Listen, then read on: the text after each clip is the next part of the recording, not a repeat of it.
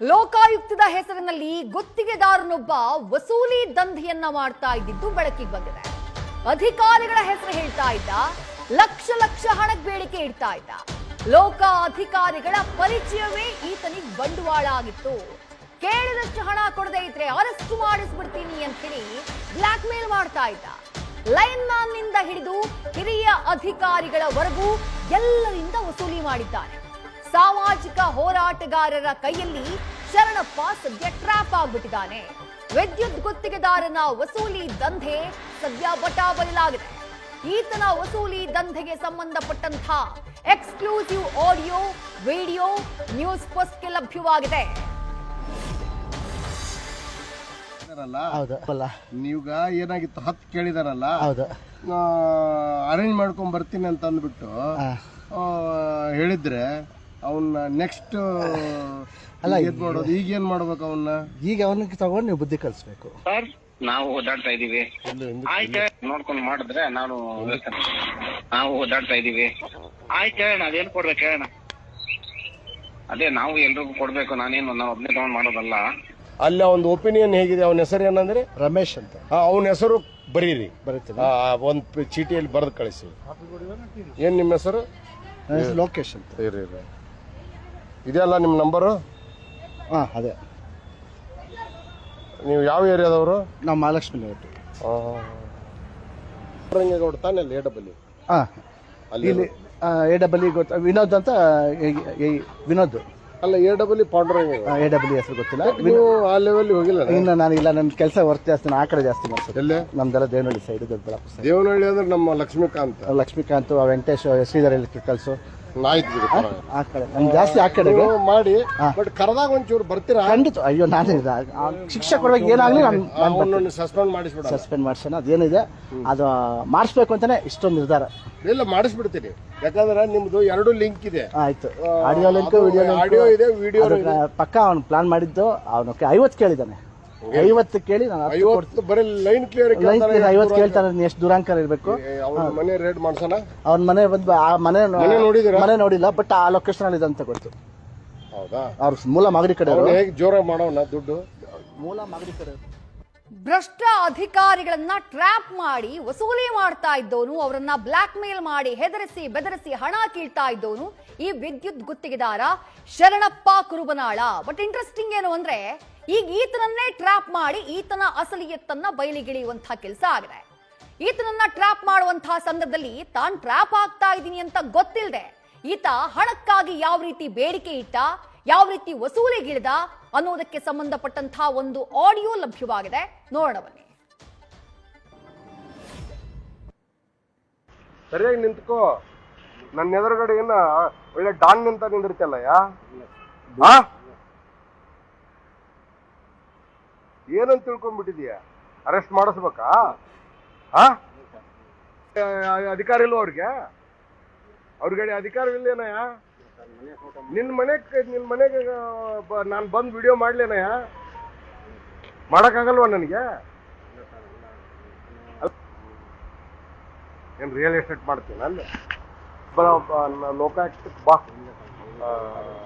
ಅಲ್ಲೇ ನಮ್ಮ ಇವ್ರಿಗೆ ಹೇಳಿದ್ದೀನಿ, ಕೃಷ್ಣ ಸರ್ ಹೇಳಿದ್ದೀನಿ, ಎಸ್ಪಿಗೆ, ಸಾರ್ಗೆ. ಅಲ್ಲಾರು ನೋಡ್ಕೊಂತೀಯಪ್ಪ ನೀನು? ಯಾರ್ಯಾರು ನೋಡ್ಕೋಬೇಕು, ಹೇಗಿರ್ಬೇಕು? ನನ್ನ ಹೆಸರು ಕೇಳಿದೀಯೇನು? ಎಲ್ಲಿ ಕೇಳಿದ್ದೆ? ಎಲ್ಲಿ? ಏನಂತ ಮಾತಾಡ್ತಾರ? ಏನು ಒಳ್ಳೆ? ಈಗ ಅವ್ರು ಏನ್ ಹೇಳಿದ್ರು? ನಿನಗೆ ಪನಿಷ್ಮೆಂಟ್ ಬೇಕೋ ಅಥವಾ ಏನಾದ್ರೂ ಒಂದು ನೀನೇನ್ ಮಾಡು, ಒಂದಷ್ಟು ನಿನಗ ಶಿಕ್ಷೆ ಆಗ್ಬಾರ್ದು ಅಂದ್ರೆ ಪ್ರಾಜೆಕ್ಟಿಗೆ ಒಂದು ವೈರ್ ಕೊಡಿಸ್ಬಿಡ್ಲ ಅಲ್ವೇನಪ್ಪ? ವೈರ್ ಒಂದ್ 2 ಲಕ್ಷ ಕೊಡು. ಕೊಡ್ಲಲ್ಲ? 1 2 ಲಕ್ಷ ಹೋಯ್ತು ಅಲ್ವಾ? ಬೇಡ, ಹೋಗು. ಈಗ ನಾನು ಯಾಕೆ ನಿಂದು ಮೊಬೈಲ್ ಅವ್ರದ್ದು ಹಿಡಿಸಿದೆ? ನೀನು ಫ್ರೀಡಮ್ ಆಗಿ ಮಾತಾಡ್ಲಿ ಅನ್ನೋ ದೃಷ್ಟಿಯಿಂದ ಖಂಡಿಕ ಹೋಮ ಮಾಡಿದ ಚನ್ನಕೇಶವಮೂರ್ತಿ ಏನ್ ಮಾಡಿದ್ರು ಗೊತ್ತಾ? ಅವರೇ 1 ಲಕ್ಷ ಕೊಟ್ಟರು. ಕೇಳ್ಬೇಕ, ಚನ್ನಕೇಶವಮೂರ್ತಿ DT ಸಾಹೇಬರು ಬಂದಿದ್ರು. ಅಲ್ಲ, ನನ್ನ ಬ್ಯಾಂಕ್ ಅಕೌಂಟ್ ಬಾಯಲ್ಲಿ ತೋರಿಸ್ತೀನಿ. ಏಯ್ ಬಾರೋ ಇಲ್ಲೇ, ಏಯ್ ಬಾರೋ, ಎಷ್ಟಕ್ಕೆ ಬದುಕಿದ್ಯಾ, ಬರೋ ಇಲ್ಲೇ, ನನ್ನ ಬ್ಯಾಂಕ್ ಅಕೌಂಟ್ ತೋರಿಸ್ತೀನಿ ಬಾರೋ ತಮ್ಮ ಬಾ ಇರ್ತಿದ್ಯಪ್ಪ. ನಂದು ಇವತ್ತಿನ ವ್ಯಾಲ್ಯೂ ನೋಡಪ್ಪ, ನೀನೇ ನೋಡ್ಕೊ ಎಷ್ಟಿದೆಯಪ್ಪ ಬ್ಯಾಂಕ್ ಅಕೌಂಟ್ ಅಲ್ಲಿ, ಎಷ್ಟಿದೆ ನೋಡು. 4,41,92,000. ನನಗೆ ನೀನ್ ಏನಂದಪ್ಪ, ನಾನು ಏನಂದೆ ನಿನಗೆ? ನಿಂದು ಫಸ್ಟ್ FIR ಮಾಡ್ತಾರೆ, FIR ಮಾಡಿ ಒದ್ದೊಳಗೆ ಹಾಕ್ತಾರೆ ಅವರು. ಆಮೇಲೆ ನೀನು ನಿಮ್ಮ ಜಮೀನು ಮಾರಿದ್ದು ಎಲ್ಲ ಲೆಕ್ಕ ಕೊಡಿ ಅಂತ. ಅಲ್ಲೋ ಇಷ್ಟು ಜಿ ಅನ್ಬೇಕ ನಿನಗೆ? ನಾನು ಬೇಡ ಬಿಡು, ಹೋಗ್ಲಿ ಒಂದು 5 ಲಕ್ಷ ಕೊಡಿ ಅಂತ. ಬೇಡ 2 ಲಕ್ಷ ಬೇಡ ಬಿಡು, 5ಕ್ಕೆ ಇದೆ ಸರ್, ಕೆಪಾಸಿಟಿ ಇದೆ, ಸಾಮಾನ್ಯ ಎಲ್ಲ.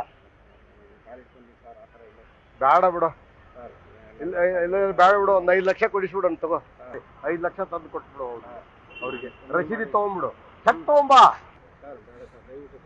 ಅಲ್ಲಲ್ಲ ಅದಕ್ಕಲ್ಲ, ಇಲ್ಲ ಈಗೇನು ನೀನ್ ತಗೊಂಬರ್ತೀಯ 5 ಲಕ್ಷನ? ಏನ್ 2 ಲಕ್ಷ ಕೊಡ್ತೀಯ? 5 ಲಕ್ಷ ತಂದು ಕೊಡು ಹೋಗ್ಲಿ. ನಾವೇನು ಕದ್ದು ಮಾಡಿಲ್ಲ ಸರ್, ನಮ್ಮ ಅಪ್ಪನ ಆಸ್ತಿ. ಅಲ್ಲಪ್ಪ ನಾನೇನ್ ಹೇಳಿದೀನಿ ನಿನಗ? ಕದ್ದಿದೀಯ ತಾನೇ ನೀನು? ಚೆಕ್ ಕೊಡಲ್ವಾ? ಅದು ಇಲ್ಲಿ ಇದು ಇದೆಯಲ್ಲ, ತಲಗಟ್ಪುರ ಮೆಟ್ರೋ ಸ್ಟೇಷನ್ ಇದೆಯಲ್ಲ, ಅಲ್ಲಿ ಕರ್ಕೊಂಬ ನಮ್ ಶಶಿ ಚೌಟ್ರಿ ಇದೆಯಲ್ಲ, ಸರಿನಾ? ಒಂದು 5 ಲಕ್ಷ ತಗೊಂಡ್ ಬಾ, ಇರ್ಲಿ. ದುಡ್ಡು ಇದೆಯಾ ಅಂತಲ್ಲ ನಿನ್ನ ಹತ್ರ? ಬನ್ನಿ ಸರ್, ಇಲ್ಲೇ ಫೀಲ್ಡ್ ಅಲ್ಲಿ ಇದೀವಿ, ಇಲ್ಲಿ ಕಾರ್ ಪಾರ್ಕಿಂಗ್ ಹತ್ರ ಇದೀವಿ, ಬನ್ನಿ ಇಲ್ಲೇ ಮಾತಾಡೋಣ. ಇಲ್ಲೇ ಪಕ್ಕದಲ್ಲೇ ಕಾರ್ ಪಾರ್ಕಿಂಗ್ ಇದೆ ನೋಡಿ, ಬನ್ನಿ ಇಲ್ಲೇ ಪಕ್ಕದಲ್ಲಿ. ಕರಿಬೇಡಿ ಸರ್ ಯಾರನ್ನು, ದಯವಿಟ್ಟು ಇದು ಮಾಡಬೇಡಿ ಸರ್. ಏನ ದಯವಿಟ್ಟು ಯಾರನ್ನು ಕರೆಸ್ಬೇಡಿ ಸರ್, ಆಯ್ತಾ? ಏನಿದೆ ಅಲ್ಲ, ಬೇಕಂದ್ರೆ ಕರ್ಸಂದ್ರೆ ನಿಮ್ಮ MDನೇ ಕರೆಸ್ತೀವಿ ನಾವು. DT ಕರೆಸೋದು DT ಕರೆಸ್ತೀವಿ. DTನೇ ನಮ್ಮ ಮನೆಗಳಿಗೆ ಯಾಕೆ ಬರ್ತಾರೆ ಹೇಳಿ? ಅದಕ್ಕೆ ಬಂದಿದ್ದೀವಿ ಸರ್, ಕರೆಸ್ಬೇಡಿ ಸರ್. ನಾವೇನ್ ನಿಮ್ಗೆ ಇದ್ದದ್ದು ಹೇಳ್ತೀವಪ್ಪ. ಆಯ್ತು ಸರ್, ಅದೇನು 2 ಲಕ್ಷ ಎಲ್ಲ ಅವ್ರು ಏನ್ ಹೇಳ್ತಾರ, 2 ಬೇಡ 5 ಕೊಡಿಸಿ ಅಂತಾರ ನೋಡಿ. ಏನಾಗಬೇಕಾಗಿತ್ತು? ಕರ್ಕೊಂಡು ಹೋಗೋದ್ರೆ ಸೀದಾ ಲೋಕಾಯುಕ್ತ ಕರ್ಕೊಂಡು ಹೋಗ್ತೀನಿ, ಬಡ ಅರೆಸ್ಟ್ ಮಾಡಿಸ್ಬಿಡ್ತೀನಿ. 5 ಮಾಡ್ಬಿಡಿ, 5 ಕೊಡಿ. ಶರಣಪ್ಪ ಕುರುಬನಾಳ ಅದು ಎಂಥ ಪ್ಲಾನಿಂಗ್ ನೋಡಿ. ಯಾವ ರೀತಿ ವಸೂಲಿ ಮಾಡ್ತಾ ಇದ್ದ ಆತ, ಟಾರ್ಗೆಟ್ ಮಾಡ್ತಾ ಇದ್ದಿದ್ದು ಯಾರು ತಪ್ಪು ಮಾಡ್ತಾರೋ ಅಂಥ ಅಧಿಕಾರಿಗಳನ್ನ, ಯಾರು ಎಂಜಲು ಬಾಕ್ರಿದಾರೋ ಅಂಥ ಅಧಿಕಾರಿಗಳನ್ನ, ಲೈನ್ ಮ್ಯಾನ್ ನಿಂದ ಹಿಡಿದು ಹಿರಿಯ ಗುತ್ತಿಗೆದಾರರವರೆಗೂ ಕೂಡ ಟ್ರ್ಯಾಪ್ ಮಾಡ್ತಾ ಇದ್ದ. ಅವ್ರ ವಿರುದ್ಧ ನನ್ನ ಹತ್ರ ಸಾಕ್ಷಿ ಇದೆ, ದಾಖಲೆಗಳಿದೆ, ಹಣ ಕೊಡದೆ ಇದ್ರೆ ಲೋಕಾಯುಕ್ತದ ಕೈಲಿ ಹಿಡಿಸ್ಕೊಡ್ತೀನಿ, ನಿಮ್ಮ ಮೇಲೆ ಶಿಕ್ಷೆಯಾಗೋ ಹಾಗೆ ಮಾಡ್ತೀನಿ, ಸಸ್ಪೆಂಡ್ ಆಗೋ ಹಾಗೆ ಮಾಡ್ತೀನಿ, ಹಿಂಗೆಲ್ಲ ಬೆದರಿಸ್ತಾ ಇದ್ದ. ಆತನ ಬೆದರಿಕೆಗೆ ಹೆದರಿ ಹಣ ಕೊಡುವಂತಹ ಕೆಲಸವನ್ನ ಆ ಅಧಿಕಾರಿಗಳು ಮಾಡ್ತಾ ಇದ್ರು. ಈ ರೀತಿ ಟ್ರ್ಯಾಪ್ ಮಾಡಿಕೊಂಡು ದುಡ್ಡು ಮಾಡ್ತಾ ಇದ್ದಂತಹ ಈ ಶರಣಪ್ಪ ಕುರುಬನಾಳ ಅವರನ್ನ, ಈ ರಮೇಶ್ ಅಂತ ಹೇಳಿ ಒಬ್ಬ ಸಾಮಾಜಿಕ ಕಾರ್ಯಕರ್ತರು, ಅವರು ಮತ್ತೊಂದು ಟ್ರ್ಯಾಪ್ ಅನ್ನ ರೆಡಿ ಮಾಡಿ ಈತನನ್ನ ತಗ್ಲು ಹಾಕಿಸುವಂತಹ ಕೆಲಸವನ್ನ ಮಾಡಿದ್ದಾರೆ. ಹೆಂಗ್ ಮಾಡಿದ್ರು ಖುದ್ದು ಅವರೇ ಮಾತನಾಡಿದ್ದಾರೆ, ನೋಡೋಣ ಬನ್ನಿ. ಲೋಕಾಯುಕ್ತ ಯಾವ ರೀತಿ ಮಿಸ್ಯೂಸ್ ಮಾಡ್ತಾ ಇದ್ದಾರೆ ಅಂತ ಹೇಳಿದ್ರೆ, ನಮಗೆ ಈ ಹಿಂದಿನ ಮಾಹಿತಿ ಪ್ರಕಾರ ಈತ ಎಲ್ಲ ಕಾಂಟ್ರಾಕ್ಟರ್ಗಳು, ಕೆಲವರು ಈ ಲಂಚ ಕೊಡೋರು, ಮತ್ತು ಈ ಲಂಚ ತಗೊಳ್ಳೋರ್ದು ವಿಡಿಯೋಗಳು ಮತ್ತು ಆಡಿಯೋಗಳು ಕ್ಲಿಪ್ಸ್ ಈಗ ಸಿಕ್ಕಿದಾಗ ಈತ ಏನು ಮಾಡ್ತಾ ಇದ್ದ, ಹೋಗ್ಬಿಟ್ಟು ಲೋಕಾಯುಕ್ತರಿಗೆ ಕೊಡ್ತಾ ಇದ್ದ. ಕೊಟ್ಬಿಟ್ಟು ಅವ್ರ ಹತ್ರ ಅವ್ರಿಗೆ ಶಿಕ್ಷೆನೂ ಕೊಡಿಸ್ತಾ ಇದ್ದ ಮೊದಲು. ಅದು ಹೋಗ್ತಾ ಇವ್ರಿಗೆ ಎಲ್ಲ ಲೋಕಾಯುಕ್ತರದವ್ರೆಲ್ಲ ಪರಿಚಯ ಆದರು. ಇವನಿಗೆ ಸಹ ಒಂದು ತಲೆಯಲ್ಲಿ ಒಂದು ಐಡಿಯಾ ಬಂತು, ಯಾಕೆ ನಾನು ಲೋಕಾಯುಕ್ತರಿಗೆ ಹೋಗಿ ಇಟ್ಕೊಟ್ಬಿಟ್ಟು ಅವ್ರಿಗೆಲ್ಲ ದುಡ್ಡು ಮಾಡ್ಕೊಡೋ ಥರ ಅಥವಾ ದಂಡ ಹಾಕ್ಸೋ ಥರ ಈ ಥರ ಎಲ್ಲ ಯಾಕೆ ಮಾಡಬೇಕು, ನಾನೇ ಸ್ವಂತ ದುಡ್ಡು ಮಾಡ್ಕೋಬೋದಲ್ವಾ ಅವ್ರ ಹೆಸರುಗಳು ಹೇಳ್ಕೊಂಡು ಅಂತ ಹೇಳಿ ಇವನ್ ತಲೆನಲ್ಲಿ ಐಡಿಯಾ ಬಂದುಬಿಟ್ಟು ಈತ ಏನು ಮಾಡಿಬಿಟ್ಟ, ನೆಕ್ಸ್ಟ್ ಸಿಗೋವಂಥ ಕೆಲವೊಂದು ಕ್ಲಿಪ್ಸು ಆಡಿಯೋಗಳನ್ನೆಲ್ಲ ಇಟ್ಕೊಂಡು ಅವ್ರನ್ನ ಬ್ಲ್ಯಾಕ್ ಮೇಲ್ ಮಾಡೋದು. ಅಂದರೆ ಅಧಿಕಾರಿಗಳನ್ನ ಬ್ಲ್ಯಾಕ್ ಮೇಲ್ ಮಾಡಿ, ನೀವು 2 ಲಕ್ಷ ಕೊಟ್ಟಿಲ್ಲ ಅಂದರೆ ನಿಮ್ಮನ್ನ ಒಳಗಡೆ ಹಾಕ್ಸ್ತೀನಿ, ಅಥವಾ 5 ಲಕ್ಷ ಕೊಟ್ಟಿಲ್ಲ ಅಂದರೆ ಒಳಗಡೆ ಹಾಕ್ಸ್ತೀನಿ, ಅಥವಾ 10 ಲಕ್ಷ ಕೊಡಬೇಕು. ಅದೇ ಡಿಮ್ಯಾಂಡ್, ಯಾವ ರೀತಿ ಅವನು ಹುದ್ದೆ ಇರುತ್ತೆ, ಆತ ಯಾವ ರೀತಿ ಸ್ಥಾನಮಾನದಲ್ಲಿ ಇರ್ತಾನೆ, ಅವನ ಹಣಕಾಸು ಯಾವ ಥರ ಇರ್ತದೆ ಅದನ್ನೆಲ್ಲ ತಿಳ್ಕೊಂಬಿಟ್ಟು ಅದಕ್ಕೆ ತಕ್ಕಂತೆ ಹಣ ಫಿಕ್ಸ್ ಮಾಡಿ ಇವನು ದುಡ್ಡು ಮಾಡ್ಕೊಳ್ಳೋಕ್ಕೆ ಶುರು ಮಾಡ್ದ. ಮತ್ತಷ್ಟು ಡೀಟೇಲ್ಸ್ ನಮ್ಮ ಪ್ರತಿನಿಧಿ ರಘುಪಾಲ್ ನೀಡ್ತಾ ಹೋಗ್ತಾರೆ. ರಘುಪಾಲ್, ಬಹಳ ಇಂಟ್ರೆಸ್ಟಿಂಗ್ ಆಗಿರುವಂತಹ ಸ್ಟೋರಿ. ಯಾರು ಅಕ್ರಮ ಮಾಡ್ತಾರೋ, ಯಾರು ಭ್ರಷ್ಟಾಚಾರ ಮಾಡ್ತಾರೋ ಅಂಥವ್ರನ್ನ ಟಾರ್ಗೆಟ್ ಮಾಡಿ ಅವರಿಂದ ಹಣವನ್ನ ವಸೂಲಿ ಮಾಡೋದು.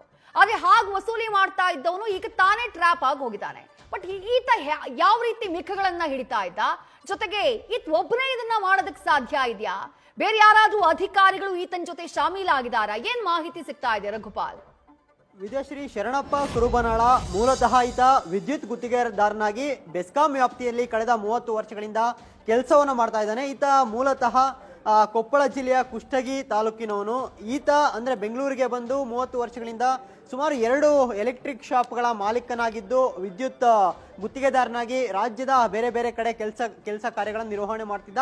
ಆರಂಭದಲ್ಲಿ ಒಂದಷ್ಟು ಭ್ರಷ್ಟ ಅಧಿಕಾರಿಗಳ ವಿರುದ್ಧ ಲೋಕಾಯುಕ್ತಕ್ಕೆ ದೂರು ಕೊಟ್ಟು ಅಥವಾ ಅವ್ರನ್ನ ಟ್ರ್ಯಾಪ್ ಮಾಡಿಸಿ ಒಂದು 5-6 ಪ್ರಕರಣಗಳಲ್ಲಿ ಹೆಸರು ಮಾಡಿದ್ದ. ಅದಾದ ನಂತರದಲ್ಲಿ ಯಾವಾಗ ಹಿರಿಯ ಲೋಕಾಯುಕ್ತ ಅಧಿಕಾರಿಗಳ ಒಡನಾಟ ಈತನಿಗಾಯ್ತು, ಮುಂದೆ ಈತ ಮಾಡಿದ್ದು ವಸೂಲಿ ದಂಧೆ. ಅಂದ್ರೆ ಬೆಸ್ಕಾಂನಲ್ಲಿರುವಂತಹ ಲೈನ್ಮನ್ ಇಂದ ಹಿಡಿದು ಹಿರಿಯ ಅಧಿಕಾರಿಗಳವರೆಗೆ ಯಾರಾದರೂ ತಪ್ಪು ಮಾಡಿರುವಂತದ್ದು ಈತನ ಗಮನಕ್ಕೆ ಬಂದ್ರೆ, ಅಥವಾ ಭ್ರಷ್ಟಾಚಾರ ಮಾಡಿರುವಂತದ್ದು, ಅಥವಾ ಯಾವುದೇ ಒಂದು ಗುತ್ತಿಗೆ ಕೊಡೋ ಸಂಬಂಧಪಟ್ಟಂತೆ ಅವರು ಹಣ ಪಡೆದಿರುವಂತದ್ದು ಈತನ ಗಮನಕ್ಕೆ ಬಂದ್ರೆ, ಈತ ಲೋಕಾಯುಕ್ತ ಅಧಿಕಾರಿಗಳ ಗಮನಕ್ಕೆ ತರದೆ ಅಥವಾ ಅವರಿಗೆ ದೂರು ಕೊಡದೆ ಆರಂಭದಲ್ಲಿ ಒಂದು 5-6 ಕೇಸ್ ಕೊಟ್ಟಿದ್ದು ಬಿಟ್ರೆ, ಅದಾದ ನಂತರದಲ್ಲಿ ಈತ ಏನು ಒಡನಾಟ ಇಟ್ಕೊಂಡಿದ್ದ ಕೆಲವು ಅಧಿಕಾರಿಗಳ ಜೊತೆ ಅವರ ಹೆಸರುಗಳನ್ನ ಮಿಸ್ಯೂಸ್ ಮಾಡ್ಕೊಳ್ಳೋದಕ್ಕೆ ಸ್ಟಾರ್ಟ್ ಮಾಡ್ದ. ಅಂದ್ರೆ ಈ ಆಡಿಯೋದಲ್ಲಿ ನಾವು ಕೇಳಿಸ್ಕೊಂಡ್ವಿ, ಲೋಕಾಯುಕ್ತ SP ಆಗಿರುವಂತಹ ವಂಶಿ ಕೃಷ್ಣ ಅವರಿಗೆ ಹೇಳಿ ನಿನ್ನನ್ನ ಅರೆಸ್ಟ್ ಮಾಡಿಸ್ಬೇಕಾ, FIR ಮಾಡಿಸ್ಬೇಕಾ, ಈ ರೀತಿಯಾದಂತ ಧಮಕಿಯನ್ನ ಹಾಕಿ ಅವರಿಂದ ವಸೂಲಿ ಮಾಡುವಂತ ಕೆಲಸಕ್ಕೆ ಈತ ಶರಣಪ್ಪ ಮುಂದಾಗ್ತಾನೆ. ಇದೇ ರೀತಿ ಸಾಕಷ್ಟು ಮಂದಿ ಅಧಿಕಾರಿಗಳಿಗೆ ಮಾಡ್ತಾ ಹೋಗ್ತಾನೆ.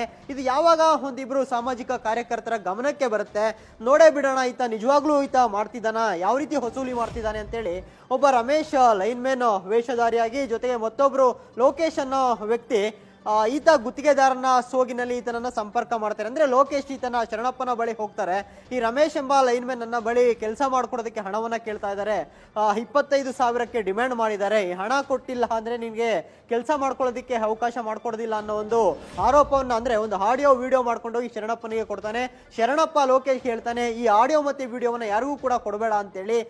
ಅದಾದ ನಂತರದ ಆಡಿಯೋ ವಿಡಿಯೋವನ್ನ ಪಡ್ಕೊಂಡು ಈ ಲೈನ್ಮೆನ್ ಸೋಗಿನಲ್ಲಿರುವಂತಹ ರಮೇಶ್ ಬಳಿ ಹಣಕ್ಕೆ ಡಿಮ್ಯಾಂಡ್ ಮಾಡುವಂತ ವಿಡಿಯೋಗಳು ಮತ್ತೆ ಆಡಿಯೋಗಳು ಇದರಲ್ಲಿ ನಾವು ನೋಡ್ತಿರುವಂತದ್ದು. 5 ಲಕ್ಷಕ್ಕೆ ಬೇಡಿಕೆ ಇಡ್ತಾನೆ. ಜೊತೆಗೆ ಅಲ್ಲಿ ಲೋಕಾಯುಕ್ತದಲ್ಲಿರುವಂತಹ ಹಿರಿಯ ಪೊಲೀಸ್ ಅಧಿಕಾರಿಗಳ ಹೆಸರುಗಳನ್ನ ಕೂಡ ದುರ್ಬಳಕೆ ಮಾಡ್ಕೊಳ್ತಾನೆ. ಅಂದ್ರೆ ಆತ ಮಾತನಾಡುವಂತದ್ದು ನೋಡಬೇಕು, ಲೋಕಾಯುಕ್ತ ಪೊಲೀಸರು ಕೂಡ ಆ ರೀತಿ ಮಾತನಾಡೋದಿಲ್ಲ, ಅಷ್ಟು ದರ್ಪದಿಂದ ಮಾತನಾಡ್ತಾನೆ. ನನ್ನ ಮುಂದೆ ಕೈ ಕಟ್ ನಿಂತ್ಕೊ ಅಂತ ಹೇಳ್ತಾನೆ. ಈ ರೀತಿಯಾದಂತಹ ಒಂದು ಆವಾಜ್ಗಳನ್ನ ಹಾಕಿ ಇಷ್ಟು ಲಕ್ಷಕ್ಕೆ ನೀನು ಕೊಡಬೇಕು, ಇಂಥ ಜಾಗಕ್ಕೆ ನೀನು ಬಂದು ತಲುಪಿಸಬೇಕು ಅನ್ನೋ ಒಂದು ರೀತಿಯಲ್ಲಿ ಆವಾಜ್ಗಳನ್ನ ಹಾಕಿರುವಂತದ್ದು ಆಡಿಯೋದಲ್ಲಿ ರೆಕಾರ್ಡ್ ಆಗಿರುವಂತದ್ದು. ಜೊತೆಗೆ ಈತ ಶರಣಪ್ಪ ಮೇಲಿರುವಂತದ್ದು ಮತ್ತಷ್ಟು ಆರೋಪಗಳೆಂದ್ರೆ ಸಾಮಾಜಿಕ ಸೇವೆ ಹೆಸರಲ್ಲಿ, ಅಂದ್ರೆ ಮಠಗಳಲ್ಲಿರುವಂತಹ ಬಡ ವಿದ್ಯಾರ್ಥಿಗಳಿಗೆ ನಾನು ಹಣ ಸಹಾಯ ಮಾಡ್ತೀನಿ, ಊಟದ ಸಹಾಯ ಮಾಡ್ತೀನಿ ಅಂತೇಳಿ ಸಾಕಷ್ಟು ಹಣವನ್ನ ಅಧಿಕಾರಿಗಳಿಂದ ಇರ್ಬೋದು ಅಥವಾ ಗುತ್ತಿಗೆದಾರರಿಂದ ಇರ್ಬೋದು ಪಡೆದು ದುರ್ಬಳಕೆ ಮಾಡ್ಕೊಂಡಿರುವಂತಹ ಆರೋಪ ಕೂಡ ಈ ಶರಣಪ್ಪ ಮೇಲೆ ಇರುವಂತದ್ದು. ಒಟ್ಟಾರೆಯಾಗಿ ಈತ ಯಾರೆಲ್ಲ ಲೋಕಾಯುಕ್ತ ಅಧಿಕಾರಿಗಳ ಹೆಸರು ಹೇಳಿ ಅಧಿಕಾರಿಗಳನ್ನ ಟ್ರ್ಯಾಪ್ ಮಾಡ್ತಿದ್ದ, ಇದೀಗ ಇಬ್ಬರು ನಡೆಸಿದಂತಹ ಸಾಮಾಜಿಕ ಕಾರ್ಯಕರ್ತರ ಟ್ರ್ಯಾಪ್ಗೆ ಬಿದ್ದಿರುವಂತದ್ದು. ಅದರಲ್ಲಿ ಹೇಳ್ತಿದ್ದಾನೆ, ಅಂದ್ರೆ ಬೆಸ್ಕಾಂನಲ್ಲಿರುವಂತಹ ಅಧಿಕಾರಿಗಳು ಯಾವೆಲ್ಲ ಅಧಿಕಾರಿಗಳು ನನಗೆ ಹುಡ್ಕೊಂಡು ಬಂದು ಎಷ್ಟೆಷ್ಟು ಹಣ ಕೊಟ್ಟಿದ್ದಾರೆ ಅದನ್ನು ಕೂಡ ಹೇಳಿದ್ದಾನೆ. ಅಂದ್ರೆ ಚನ್ನಕೇಶವಮೂರ್ತಿ ಕೂಡ ನನಗೆ 1 ಲಕ್ಷ ಕೊಟ್ಟೋಗಿದ್ದಾರೆ, DT ಸಾಹೇಬ್ರು ಮುಂದೆ ಕೊಟ್ಟಿದ್ದಾರೆ ಅನ್ನೋ ಒಂದು ಮಾತುಗಳನ್ನ ಕೂಡ ಹೇಳ್ತಾನೆ. ಜೊತೆಗೆ ನಾನು ಕರೆದ್ರೆ DT ಅವರು ಕೂಡ ನಮ್ಮ ಮನೆಗೆ ಬರ್ತಾರೆ, ಬೆಸ್ಕಾಂನ MD ಅವರು ಕೂಡ ನಮ್ಮ ಮನೆಗೆ ಬರ್ತಾರೆ. ಈ ರೀತಿಯಾದಂತಹ ಒಂದು ಬೆದರಿಕೆಗಳನ್ನ ಅಧಿಕಾರಿ ಸಿಬ್ಬಂದಿಗೆ ಹಾಕಿ ಹಣ ವಸೂಲಿ ಮಾಡೋದ್ರಲ್ಲಿ ಎಕ್ಸ್ಪರ್ಟ್ ಆಗಿದ್ದ. ಇದೇ ವಸೂಲಿ ದಂಧೆ ಈತನಿಗೆ ಈಗ ಮುಳುವಾಗಿ ಪರಿಣಮಿಸಿರುವಂತದ್ದು.